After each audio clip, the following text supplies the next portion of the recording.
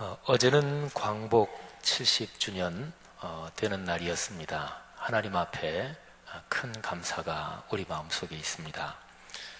그러나 동시에 우리는 분단 70년이라는 상황을 가슴에 끌어안고 또 하나님 앞에 간절하고 아픈 기도를 올릴 수밖에 없습니다. 우리나라가 진정으로 축복을 받으려면 성경 말씀에 기록된 하나님의 메시지 가운데서 하나님의 나라, 이것을 깊이 묵상해야 합니다. 그러니까 우리나라와 민족의 축복은 우리나라와 민족이 하나님의 나라에 어떻게 연관되느냐, 여기에 걸려 있다고 할 수 있습니다. 성경 말씀 전체에서 하나님 나라가 아주 중요하다는 것은 단적으로 주기도문을 보면 알 수 있습니다.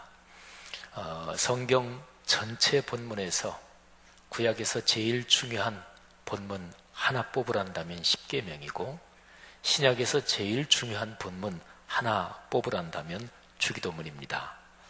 그리고 두 개를 합치면 사실은 주기도문이 더 근원적이라고 얘기할 수 있습니다.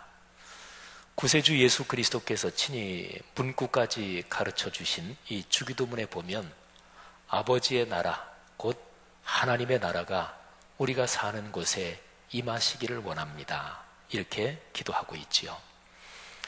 예수 그리스도는 그분의 공적인 사역을 시작하실 때 제1성으로서 하나님의 나라를 선포하셨습니다. 마가복음 1장 15절의 기록입니다. 이르시되 때가 찼고 하나님의 나라가 가까이 왔으니 회개하고 복음을 믿으라 하시더라. 아멘.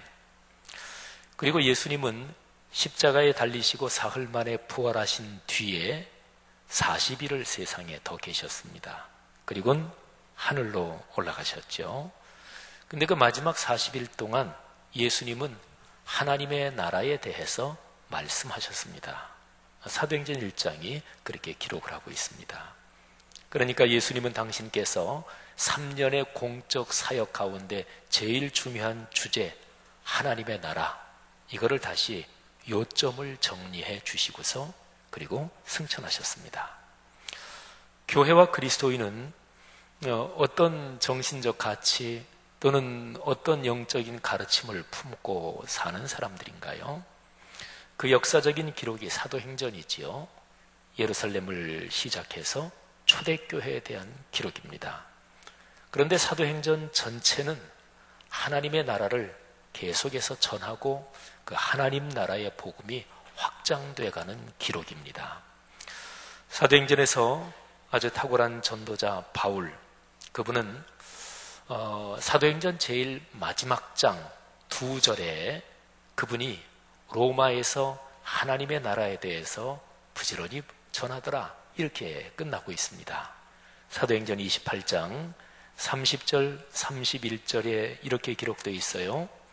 바울이 온 이태를 자기 셋집에 머물면서 자기에게 오는 사람을 다 영접하고 하나님의 나라를 전파하며, 아주 명백하게 기록이 되어 있죠. 하나님의 나라를 전파하며 주 예수 그리스도에 관한 모든 것을 담대하게 거침없이 가르치더라. 아멘. 오늘 우리가 같이 묵상할 설교 본문 갈라디아서 5장 14절부터 26절까지 말씀에서 핵심이 하나님의 나라입니다. 그 하나님의 나라라고 하는 표현이 5장 21절 후반부에 기록이 되어 있어요. 제가 한번 읽습니다. 이런 일을 하는 자들은 하나님의 나라를 유업으로 받지 못할 것이요. 하나님의 나라를 유업으로 받지 못한다, 상속받지 못한다, 이 표현은 구원받지 못한다 하는 표현하고 같은 거예요.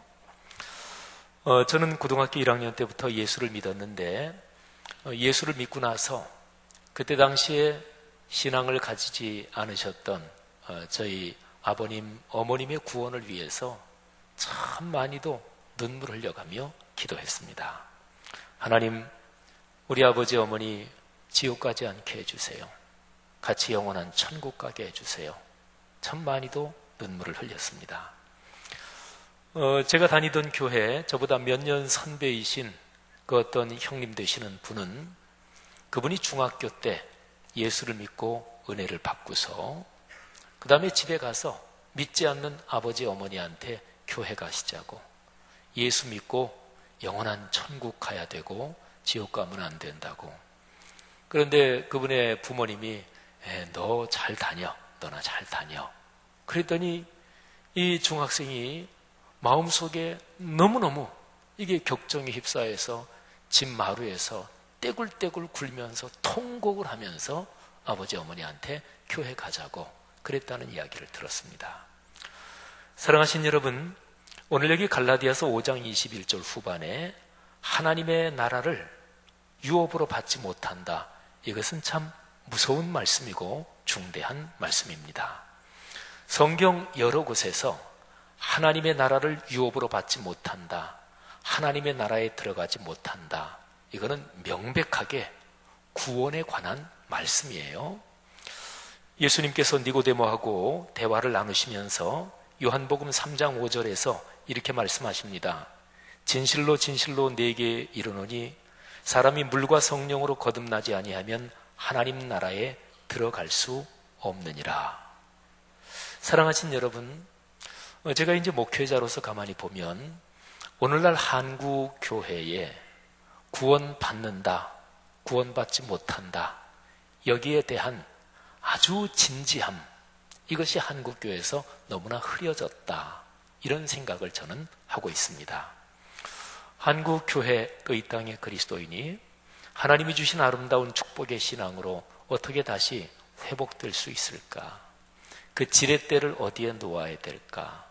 이런 생각을 하면서 지난 주 중에는 이 설교 준비를 하면서 여러 번 전에도 생각한 적이 있지만 그 지렛대는 분명히 성경적인 구원의 신앙이다, 이런 생각을 다시 한번 했습니다.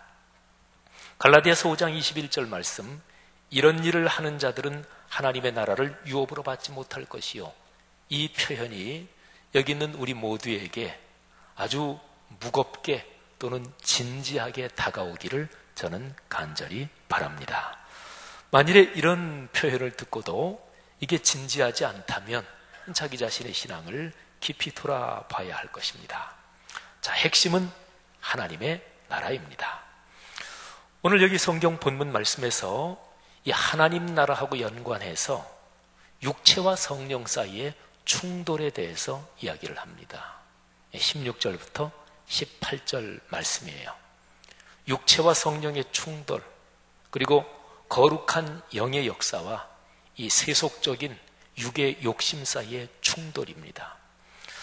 16절에서 사도 바울은 성령의 감동으로 이렇게 선포하고 있습니다. 내가 이르노니 너희는 성령을 따라 행하라.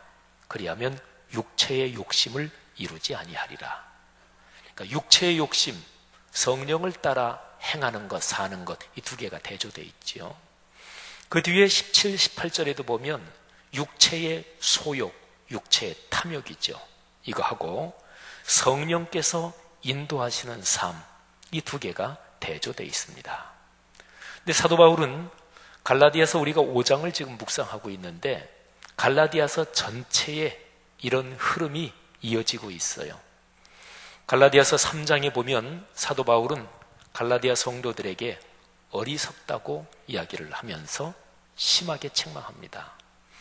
만일에 어떤 사람이 나한테 참 사람 어리석네 이러면은 굉장히 기분 나쁠 것입니다. 남에게 얻어맞는 것보다 더 기분 나쁜 게 무시당하고 업신여김을 당하는 것입니다. 여러분, 어리석다, 바보다, 지혜롭지 못하다, 이런 거는 동양, 서양 어떤 언어 문화권을 막론하고 가장 커다란 모욕입니다. 근데 사도 바울이 갈라디아 성도들에게 어리석다고 얘기를 해요. 3장 1절, 어리석도다 갈라디아 사람들아. 3절로 넘어가면 너희가 이같이 어리석으냐? 성령으로 시작하였다가 이제는 육체로 마치겠느냐? 여기도 또 성령과 육체의 대조가 나오지요. 성령으로 시작했는데 육체로 마치는 것. 성경 말씀에는 처음에는 하나님의 길로 가다가 나중에 멸망의 길로 끝나버린 사람들 이야기도 많이 있습니다. 그 중에 구약 성경에 사울이라는 사람이 있습니다. 이스라엘의 첫 번째 왕이요. 그리고 사무엘 선지자를 통해서 하나님께 부름을 받을 때 그 사울은 하나님의 영으로 충만한 사람이었습니다. 그러나 나중에 교만해지지요. 욕심이 생기지요.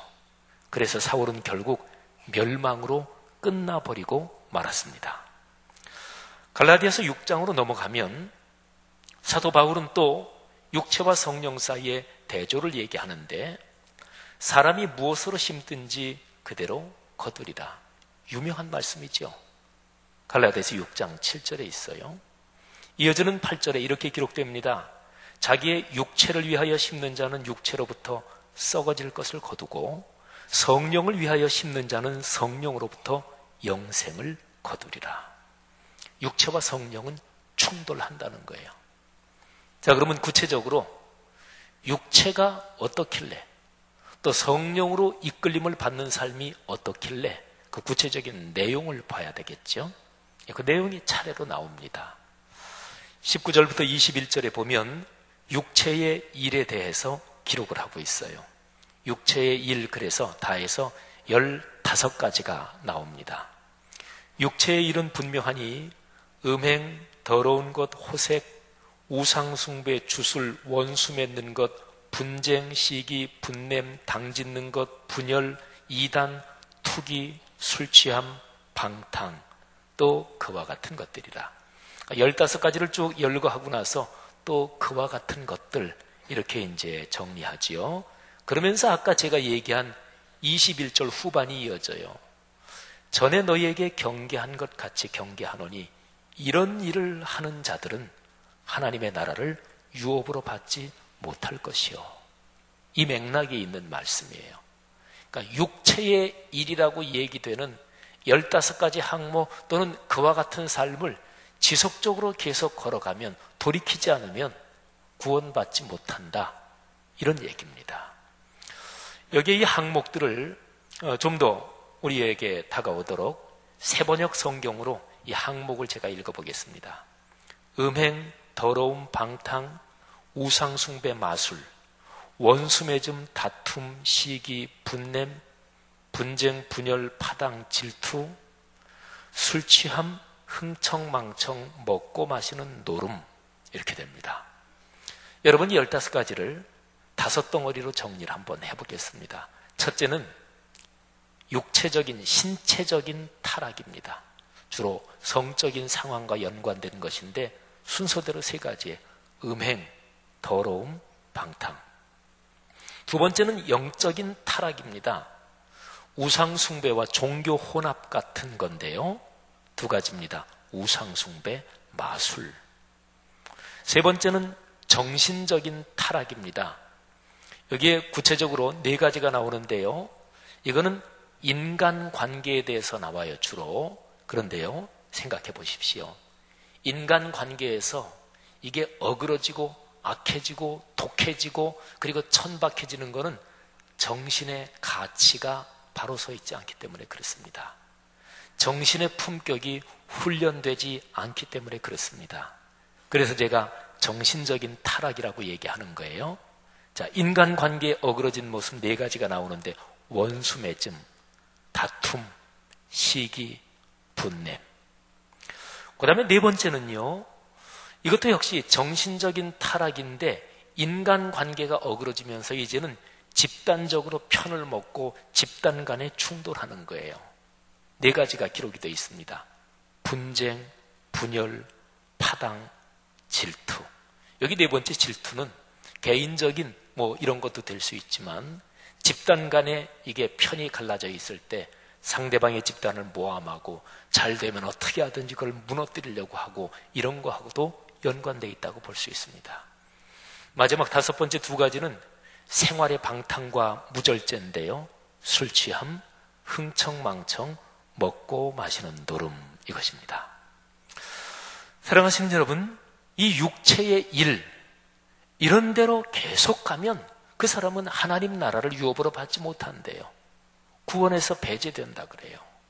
좀 무서운 말씀이지요. 물론 이 말씀으로 끝나면 이 성경 말씀이 너무 무섭겠지요. 근데 하나님의 거룩한 말씀은 여기에서 끝나지 않고 너희는 그렇게 살지 말고 다음과 같이 살아라 말씀하시는 거지요. 그게 바로 이제 성령의 열매에 대해서 기록됩니다. 바로 이어지는 22, 23절 두 절에서 저 유명한 성령의 9가지 열매 이렇게 기록된 말씀이 바로 여기 있어요. 제가 한번 읽습니다. 오늘 제가 읽어드리는 이 성령의 열매가 우리 성도 여러분의 가정 가문의 강물처럼 대대로 흐르기를 축복합니다. 우리 한국교회 흐르기를 축복합니다. 여러분 개인의 걸어가는 삶의 여정에 이 성령의 열매가 아름답게 꽃 피고 열매 맺고 그리고 여름철에 시원한 냇물처럼 되고 그리고 겨울철에 따뜻한 햇빛처럼 돼서 여러분에게 축복이 되기를 축원합니다. 오직 성령의 열매는 사랑과 희락과 화평과 오래 참음과 자비와 양선과 충성과 온유와 절제니 이 같은 것을 금지할 법이 없느니라. 아멘. 여러분 육체의 일, 성령의 열매 이 두 가지가 대조되어 있지요. 그런데 이 두 가지요, 육체의 일, 성령의 열매 이게 두 가지가 다 헬라어 원어로 단수입니다. 우리 한글 성경에도 단수로 번역이 되어 있어요. 우리가 보통 성령의 9가지 열매 이렇게 얘기하는데 성령의 열매는 본질적으로 하나고요. 그 하나에서 나오는 여러 가지 아름다운 것들을 말씀한다. 이렇게 보면 됩니다. 그런데 이 육체의 일, 성령의 열매 이 두 가지를 들으면서 육체의 일이라고 말씀한 15가지 항목을 이렇게 들으면서 좀 걱정되지 않으셔요?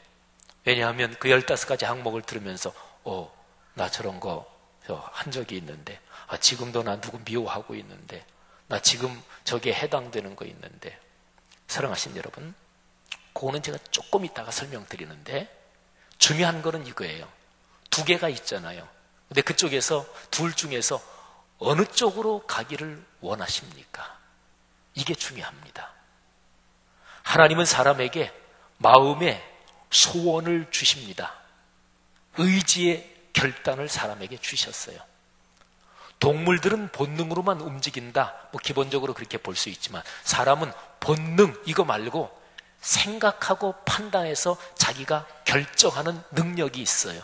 그 기능이 있어요. 그거를 의지적인 면이라고 볼 수 있어요. 그러니까 그 의지는 자기가 관리하는 거예요. 자기 책임이에요. 근데 자기의 의지적인 판단 또는 자기의 생각으로 육체의 일, 성령의 열매 둘 중에서 어느 쪽으로 걸어가기를 원하십니까? 자, 이게 우선 중요합니다. 만일에 여러분 한 분 한 분에게 제가 여쭤본다면 아마 누구나 다 그렇게 대답하실 거예요. 예, 저는 성령의 열매 쪽으로 살아가기를 원합니다. 저도 마찬가지입니다. 이 의지적인 이 소원과 이 열망이 더 분명해지시기를 주의 이름으로 부탁을 드립니다. 자, 그럼 보세요. 그 뒤에 이어지는 말씀이 아주 중요합니다. 자, 그리스도인은 본래 본디 어떤 사람인가, 어떤 존재인가. 본디 어떤 사람, 어떤 존재이기 때문에 그래서 실제로 어떻게 살아야 되느냐, 이 두 가지. 본디 어떤 사람, 어떤 존재냐, 요거는 그냥 쉽게 한번 시작말로 표현하면 본래 생겨먹은 게 어떻게 생겨먹었느냐, 우리 그런 표현도 쓰잖아요. 그겁니다. 그리스도인의 존재. 그 다음에는 그런 존재이기 때문에 실제로 어떻게 살아야 되느냐, 이건 그리스도인의 실존이라고 그래요. 예를 들어서 여기에 계신 분들 중에서 아버지인 분들, 대부분 다겠지요.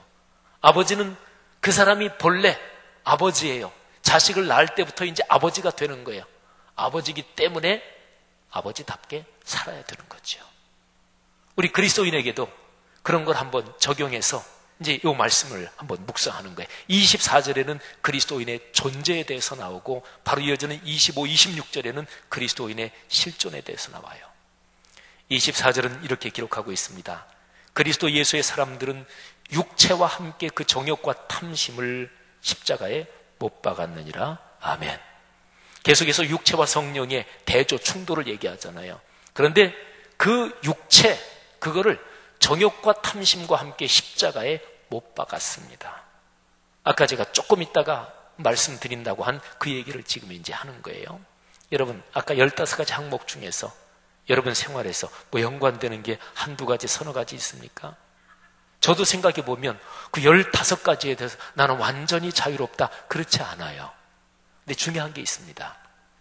육체의 일이라고 해당되는 그 세력 또는 그 힘, 그거는 십자가 사건을 통해서 꺾였어요.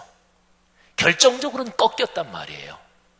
그렇기 때문에 우리 그리스도인들이 내가 둘 중에 뭘 하고 싶은가? 육체의 일 어떻게 생각하느냐? 분쟁, 시기, 다툼 또는 분냄 또는 더러운 것, 음탕, 호색 이런 거에 대해서 어떻게 생각하십니까?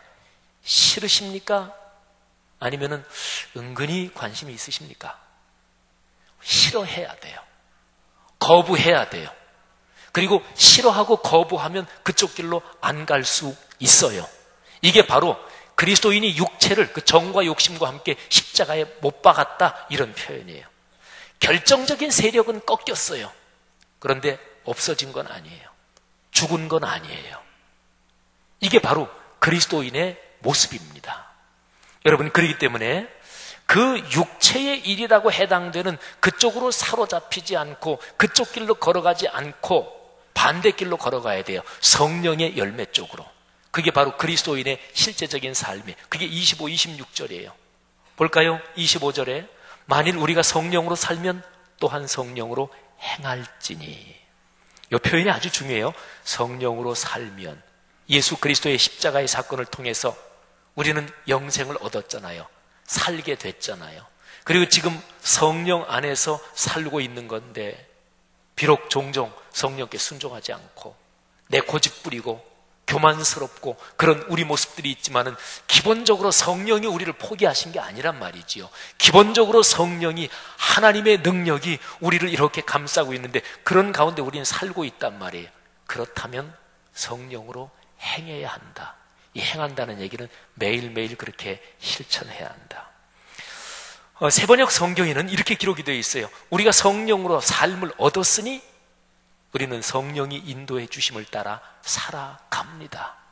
현재 진행형이지요. 영어 성경 보면 거기에 성령과 함께 Let us keep in step, step by step, 한 걸음 한 걸음 성령과 함께 걸어갑니다. 또는 다른 영어 성경 번역에 walk, 걸어간다, 이 표현을 구체적으로 썼어요. 그러니까 매일매일의 삶을 얘기하는 거예요. 26절에는 이렇게 기록합니다. 이런 거 하지 말라, 그런 얘기예요. 헛된 영광을 구하여 서로 노엽게 하거나 서로 투기하지 말지니라. 투기는 질투, 미움 중에서도 아주 심한 거를 우리 투기라고 하죠. 근데 그 앞에 있는 표현 노엽게 하지 말라, 서로 노엽게 하지 말라, 이 얘기는 싸움 걸지 말라, 그런 얘기예요. 공동 번역에서는 우리는 잘난 체 하지 말고 서로 싸움을 걸지 말고 서로 질투하지 말아야 합니다. 세번역 성경에도 우리는 잘난 체 하거나 서로 노엽게 하거나 질투하거나 하지 않도록 합시다. 영어 성경에는 남을 약 올리는 거 있잖아요. 그래서 저쪽에서 싸움을 걸도록 하는 거 있잖아요. provoke. 저쪽을 살살 약 올려서 싸움 거는 거, 그거 하지 말아야 된다, 이렇게 말씀하고 있습니다. 사랑하신 여러분, 그게 그리스도인이에요. 그게 신앙인의 삶이에요. 자, 그러면 오늘 이 말씀의 결론은 어떻게 될까요? 14절부터 26절까지 이 본문 덩어리는 전체가 결론이 앞에 있어요. 말하자면 글쓰기 또는 이런 얘기에서 보면 두 괄식이지요. 14절, 15절이 앞에 먼저 결론부터 얘기하고 그리고 뒤에 쭉 성령과 육체가 서로 충돌한다. 육체의 일은 이거다. 성령이 열매는 이거다. 육체의 일을 따라가면 구원받을 수 없게 된다. 그러면서 그리스도인은 마땅히 이런 사람이고 그래서 이렇게 살아야 된다. 그 얘기를 쭉 하는 거예요. 자, 결론이 14절, 15절인데 제가 봉독합니다. 온 율법은 내 이웃 사랑하기를 내 자신같이 하라 하신 한 말씀에서 이루어졌나니. 여러분, 온 율법, 그러니까 성경 전체를 한 말씀으로 요약하면 내 이웃 사랑하기를 내 자신같이 하라. 이거래요. 그런데 성경 말씀에 보면 하나님의 말씀 전체를 두 가지로 요약한다, 이런 것도 얼른 생각나시죠? 근데 성경 전체는 하나님의 모든 메시지, 하나님의 거룩한 말씀을 통해, 선지자들을 통해 이 세상에 주신 모든 메시지를 딱 하나로 요약한다, 그런 것도 성경에 쭉 나와요. 많이. 마태복음 7장 12절, 저 유명한 황금률이라고 하는 말씀 기억하시죠? 그러므로 무엇이든지 남에게 대접을 받고자 하는 대로 너희도 남을 대접하라. 이것이 율법이요 선지자니라. 율법이요 선지자는 성경 전체를 표현하는 말이에요. 그러니까 성경 전체를 한마디로 얘기하면 남에게 대접을 받고자 하는 대로 너희도 남을 대접하라. 자기중심적으로 살지 말아라. 역지사지 좀 해라. 남의 입장을 좀 생각해라. 이런 것입니다. 요한복음 14장 34절, 예수님께서 새 계명 준다 이러시면서 딱 한 가지만 말씀하세요. 서로 사랑하라. 여러분, 로마서 13장 8절에서 거룩한 영으로 감동을 받아 바울은 이렇게 말합니다. 피차 사랑의 빚 이외에는 아무에게도 아무 빚도 지지 말라. 사랑하는 자는 율법을 다 이루었다. 10절로 내려가면 사랑은 이웃에게 악을 행하지 아니하나니 그러므로 사랑은 율법의 완성이다. 요한일서 3장 23절, 하나님이 주신 계명이 뭐냐? 그의 계명은 이거다. 곧 그 아들 예수 그리스도의 이름을 믿고 그가 우리에게 주신 계명대로 서로 사랑할 것이라. 예수님이 주신 계명을 그냥 한마디로 얘기해요. 서로 사랑할 것이라. 근데 그 앞에 믿고가 중요하죠. 예수 그리스도를 믿는 게 맞는가? 믿는 척하는 거 아닌가? 진짜 십자가의 은혜로 구원받았는가? 그래서 믿음을 가졌는가? 그러면 사랑해야 된다는 거예요. 사랑하신 여러분, 우리는 기독교 신앙에 대해서 오늘날 좀 더 진지하게, 진중하게 생각해 봐야 될 그런 상황 속에서 살고 있습니다.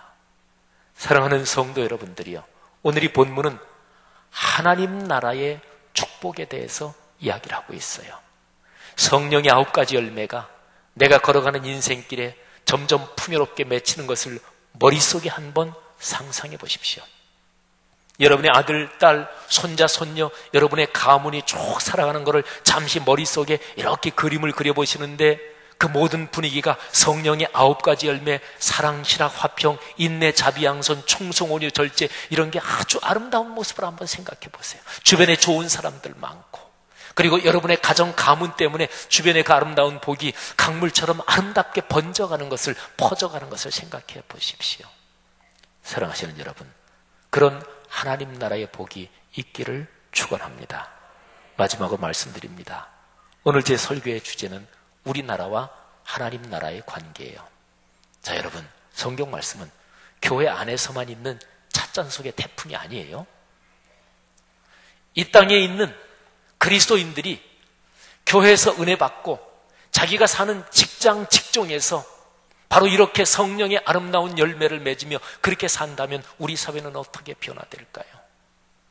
공직자들이 이렇게 산다면 어떻게 변화될까요? 기업하는 사람들이 이렇게 변화된다면 우리나라는 어떻게 더 아름다워질까요? 국회의원 중에서 예수 믿는 사람들이 이 성령의 열매, 이거를 국회의원이라는 공직에서 이렇게 살기로 결심하고 또 그렇게 기도한다면 우리나라는 얼마나 아름다워질까요? 여러분, 그런 겁니다. 왜 기독교가 무력하게 비칩니까? 왜 기독교가 나약하게 비칩니까? 왜 기독교가 사회적으로 비난을 받고 그 비난이 전부 다가 옳은 건 아니지만 그러나 많은 경우에 우리의 아픈 못난 점이 그 가운데 들어있다는 것을 우리는 부인할 수가 없습니다. 왜 그렇습니까? 하나님의 말씀에 사회적인 차원을 잊어버려서 그래요. 성도 여러분, 예수 그리스도께서 가르쳐 주신 기도문 설교 초도에 얘기했습니다만 다시 한번 기억하십시다. 우리 구주 예수 그리스도께서 친히 그렇게 기도하라고 말씀하셨어요. 하나님의 나라가 지금 사는 이 땅에 오시옵소서. 여러분, 갈라디아서 5장에 있는 이 하나님의 나라, 성령의 아름다운 축복이 우리 사회 정치, 경제, 법조, 교육 모든 면에 오시기를 간절히 기도해야 할 것입니다. 그리고 나 자신부터 그렇게 사는 축복이 넉넉하기를 주님의 이름으로 축복합니다. 우리의 이런 고백과 결단을 담아서 우리 하나님 앞에 같이 한번 교독하며 공동의 기도를 올리겠습니다. 주보 7면과 8면에 있는 기도인데요, 이 기도문은 8월 9일에 우리 한국교회 평화통일기도회 시정합광장에서 열린 그 행사에서 공동으로 기도하는 순서가 있었는데, 그걸 위해서 제가 부탁을 받고 작성한 기도문입니다. 7덩어리의 기도, 저와 여러분이 교독하며 읽겠고, 회중 여러분이 화답하는 데서 큰 소리로 또 명백한 고백으로 간절한 마음으로 화답해 주시기를 바랍니다. 우리를 구원하신 사랑과 공의의 하나님 아버지께 찬양을 올립니다. 광복 70주년을 기념하여 우리를 여기에 모이게 하신 은혜를 찬양합니다. 구한말 우리 민족에게 복음을 주시고 교회를 번성하게 하심을 감사드립니다. 일제강점기를 믿음으로 견디게 하시고 광복을 주셨으니 감사합니다. 예수 그리스도만이 민족과 세계의 희망임을 믿습니다. 우리의 찬양과 감사를 받아 주옵소서. 물신 숭배와 물량주의에 빠져 생명을 경시한 우리 죄악을 회개합니다. 분열과 증오, 고집과 편견, 이기주의와 번영 신학에 매인 우리 심령을 고쳐 주옵소서. 사랑의 수고에 인색하고 공의의 선포를 회피한 우리를 치유하여 주옵소서. 이제 오늘 여기에서 이 땅의 그리스도인과 교회가 통회하며 결단하오니 마음을 받아 주옵소서. 우리를 고치시고 새롭게 하옵소서. 사랑의 주님, 십자가에서 보여주신 그 사랑을 저희 마음과 영혼에 부어 주옵소서. 정치를 비롯하여 사회 전반에서 발생하는 보수와 진보의 갈등, 지역과 세대와 계층 간의 괴리를 넘어서게 하옵소서. 하늘아버지의 마음으로 서로를 용서하며 아버지의 형상을 따라 창조된 사람을 깊이 사랑하게 하옵소서. 우리가 서로를 용서하며 사랑하겠습니다. 생명의 주님, 삼위일체 하나님께서 창조하신 생명을 누리니 감사합니다. 몸을 포함한 전인적 생명을 소중히 여기며 살게 하시고 창조세계의 다양한 생명을 세심하게 돌보라 말씀하신 주님의 명령을 정성으로 감당하게 하옵소서. 영적, 육적 생명이 탄생하고 자라며 아름다워지는 기쁨을 모두가 더불어 누리게 하옵소서. 우리가 생명의 가치를 중심에 품고 살겠습니다. 평화의 주님, 우리가 하늘아버지께서 말씀하신 그 평화를 확신하고 바라게 하옵소서. 전쟁이 없는 정도가 아니라 모두의 마음에 주님의 영이 충만한 예언자들이 내다본 그 평화를 간구하며 기도하게 하옵소서. 화해의 마당을 만드는 일에 헌신하는 이들이 많아지게 하시며 거기에서 이루어지는 희년의 큰 감격으로 우리를 채우소서. 우리가 평화를 짓는 사람으로 성숙하게 하옵소서. 하나 되게 하시는 주님, 남과 북 사이의 미움과 분단을 부추겨온 거짓 이데올로기의 우상들을 분별하는 지혜와 그것을 깨뜨리는 용기를 주옵소서. 남과 북이 연대하여 상생함으로써 평화 통일의 새날을 열어가는 창의적 발상을 주옵소서. 한반도와 동아시아의 군비 증강을 막아주시며 기술이 생명을 일구는 데 쓰이게 하옵소서. 우리가 상생의 연대와 통일의 길이 되겠습니다. 희망의 주님, 인류 구원의 거룩한 비밀인 교회가 여전히 세계의 희망인 것을 우리가 믿습니다. 야만의 시대로 우리를 유혹하는 악한 영을 거부하게 하옵소서. 예수 그리스도 안에 특별히 계시된 구원의 복음에 순명하며 인도적 인륜도덕, 법치의 민주주의, 상생의 시장 경제에서 모든 이에게 보여주시는 주님의 권면을 따라 미래를 열어가게 하옵소서. 우리가 그리스도의 몸인 교회와 함께 세계의 희망으로 살겠습니다. 아멘. 기도하십시다. 다 같이 한번 나라와 민족을 위해서 통성으로 기도하고 여러분 개인과 가정 가문이 하나님 나라의 축복을 받고 하나님 나라의 아름다운 열매들이 여러분의 가정 가문에 넘치도록 열매 맺는 것이 곧 나라와 민족의 축복이로 연결이 됩니다. 하나님께서 이 시간에 기도할 때 성령으로 이 나라 전체를 저 북한 땅도 함께 축복해 주실 줄 믿습니다. 다 같이 통성으로 기도합니다. 하나님 아버지, 은혜를 진심으로 감사합니다. 오늘 들은 말씀 우리의 삶으로 이어지게 하시고 성령께서 우리 한 사람 한 사람에게 다시 한번 하나님의 거룩한 말씀이 삶으로 이어지는 축복을 주옵소서. 오 거룩하신 주님, 이 시간에 성도들이 합심해서 기도합니다. 한 마음으로 기도합니다. 교회 공동체가 마음이 하나 되어 기도하는 그 기도를 기뻐하시며 받으시는 주님, 하나님께서 이 민족 7,500만 공동체, 해외까지 합쳐서 8천만이 넘는 민족 공동체 주님께서 긍휼히 여기사 더욱더 축복해 주시기를 간절히 원합니다. 분단과 분열과 갈등을 넘어 예수 그리스도의 복음 안에 있는 화해와 상생과 평화의 길을 걸어갈 수 있도록 그리스도인 한 사람 한 사람의 삶 속에 가정 가문에 하나님 나라의 복이 넘치게 하시며 이것이 민족과 사회 전체로 이어지게 하시며 동아시아와 오늘의 세계로 이어지도록 주님께서 축복하시기를 간절히 원합니다. 우리의 기도를 받으심을 믿습니다. 하나님 아버지 감사합니다. 이 시간에 올린 우리의 기도 주님께서 받으신 줄 믿습니다. 예수님 이름으로 기도 올립니다. 아멘. 다 같이 일어나서 220장 찬송 1절 3절 부르고 축도로 예배를 폐합니다. 이 찬송의 가사가 하나님께 올리는 우리의 간절한 기도가 되기를 바랍니다. 사랑하는 주님 앞에 형제자매 한 자리에 계시는 생각하며 즐거운 찬송 부르네. 내 주 예수 오늘마다 모든 사람 해방같이 알량은 신 위로하고 진심으로 사랑하세. 사랑하는 주님 예수 같은 주로 섬기다니 한 피와도 한 몸이루 형제여 친구들이여 한 몸같이 친밀하고 마음으로 알아내요. 우리 주님 크신 뜻을 진심으로 준행하세.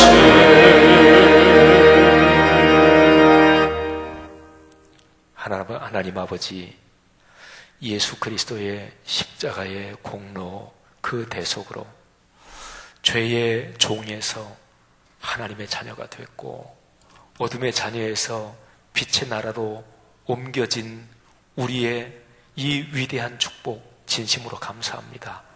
계속해서 그런 그리스도인답게 하나님의 자녀답게 성령의 이끌리심을 따라 그 길로 가겠습니다. 종종 우리의 의지가 약해지고 거룩한 또는 하나님이 주신 아름다운 지성의 판단력이 약해지고 흐려질 때가 있습니다. 삶의 이런저런 쉽지 않은 상황 때문에 자신이 움츠러들어 또는 이기적인 욕망이 발동해서 알면서도 비틀 때도 있습니다. 하나님은 그럴 때마다 말씀으로 우리를 다시 한번 권면해 주시고 성도의 교제에서 서로 격려하며 위로해 주시고 하나님의 거룩한 성령으로 손 붙잡아 주시기를 간절히 기도합니다. 그런 결단과 기도를 담아 하나님 앞에 11조 헌금, 감사 헌금, 선교 장학 건축 헌금 또는 삶에 주께서 주신 은혜에 감사해서 여러 가지 제목을 담아 드렸사오니 받아 주옵소서. 성도들의 가정에 경제력을 더하시며 건강을 회복시키시며 사회적으로 성취하게 하시며 가정 가문이 번창하게 도와주시고 그렇게 그리스도인답게 하나님의 거룩한 말씀을 삶으로 이어가는 삶과 그리고 거기에 따른 모든 축복이 넉넉한 성도들의 가정을 통해 하나님 나라의 복이 나라와 민족 그리고 이 나라와 이 민족 통해서 동아시아와 오늘의 세계로 이어지게 하옵소서. 예수 그리스도의 은혜와 하늘아버지의 사랑하심과 성령께서 그렇게 손붙잡고 이끄시는 그 놀라운 동행하심이 하늘 백성 머리 위에 이 나라와 이 민족 그리고 한반도 동아시아 오늘의 세계 위에 지금부터 영원히 같이 계시기를 축원하옵나이다. 아멘.